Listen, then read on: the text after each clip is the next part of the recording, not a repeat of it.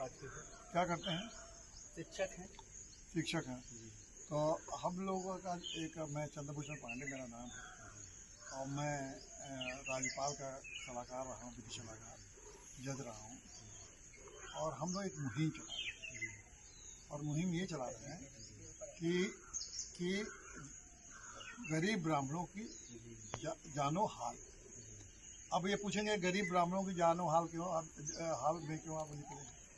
उसका कारण ये है कि हम लोग गरीबी मिटाओ अभियान चला रहे थे और उसके लिए बहुत सारे गरीबी मिटाने के कारण थे। तो उसमें हम लोग को ये पता लगा कि थोड़ा जातियों में जो गरीबी है उसके बारे में हम लोग पता करें कि उनकी क्या है।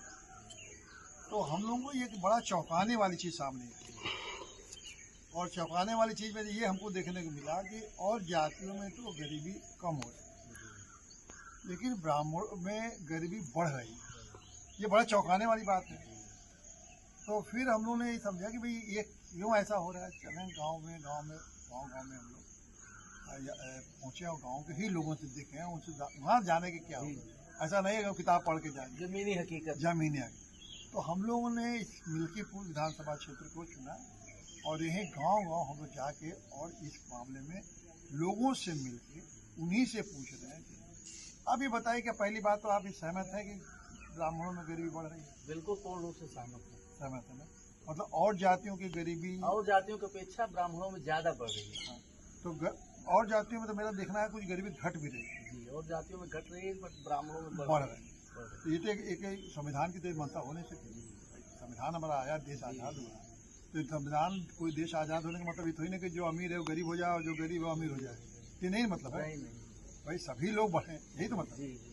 और आपका तो आप पढ़े लिखे, आप तो टीचर हैं, आप अनुच्छेद 21 में सभी को सम्मानपूर्ण जीवन जीने का अधिकार है। तो जो सम्मानपूर्ण जीवन जी रहा है वो अपमानपूर्ण जीवन जिए, ऐसा तो नहीं मतलब।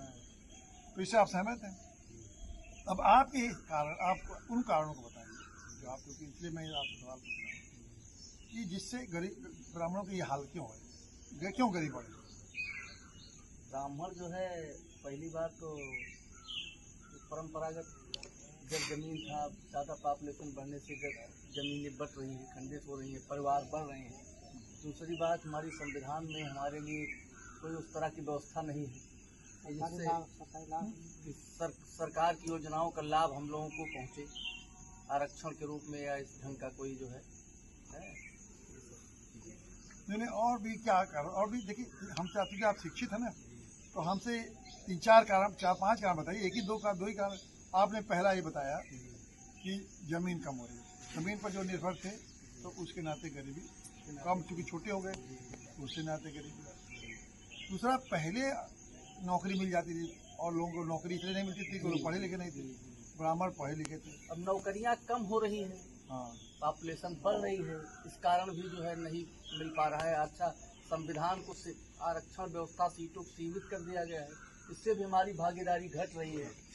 तो एक तो नौकरी में चूँकि तो घटेगी, क्योंकि पहले आपको मिली थी ब्राह्मणों की इसलिए कि उनके पास ज़्यादा नौकरी है तो वो सभी वही शिक्षित थे। अब दूसरे जात के लोग भी शिक्षित हो गए तो उनको भी मिलेगी। तो वो एक तो ये दूसरा कारण। तीसरा कारण जो है, ये जो गरीब लोग हैं, गरीबों को एक अलग से गवर्नमेंट सहायता देती है नहीं, चाहे किसी जाति। तो लेकिन वो ब्राह्मण जात के नाते उनकी दिक्कत आ रही है कि वो सहायता जो सामान्य गरीब को मिलती है वो ब्राह्मण को नहीं मिलती। बहुत सारे गरीब ब्राह्मण हमारे उसमें पड़े हैं लेकिन उनको आरक्षण के नाम पे कुछ नहीं मिल रहा है। अन्य जातियाँ ज़्यादा जो है धनी है, धनाढ्य हो गई हैं, उसके बाद भी उनको मिल रहा है। ये भी एक कारण है। और एक और कारण हमको दिख रहा है कि जो परंपरागत व्यवसाय तो वो ज्ञान था, पूजा पाठ, ज्योतिष और वो वैद्य होते थे, ये सब किसी को खत्म हो गया। तो और कोई रोजगार का साधन नहीं, तो नौकरी गई, खेती गया और परंपरागत जो व्यवसाय गया। तो फिर करेंगे क्या? अब इसके लिए जो है आगे आना चाहिए, लोगों को, ब्राह्मणों को एकजुट होना चाहिए, किसी बैनर तले इकट्ठा होना चाहिए, अपनी ताकत का एहसास सरकार को कराना चाहिए। जब हम संगठित होंगे, हमारी बात सुनी जाएगी, हमारे लिए जो है व्यवस्था होगी। नैतिक पार्टी तो इसीलिए निकली है, तो बिल्कुल ठीक है। नैतिक पार्टी आप अगर इसलिए निकली है तो नैतिक पार्टी को ब्राह्मणों का पूर्ण समर्थन मिलना चाहिए और मिलेगा भी।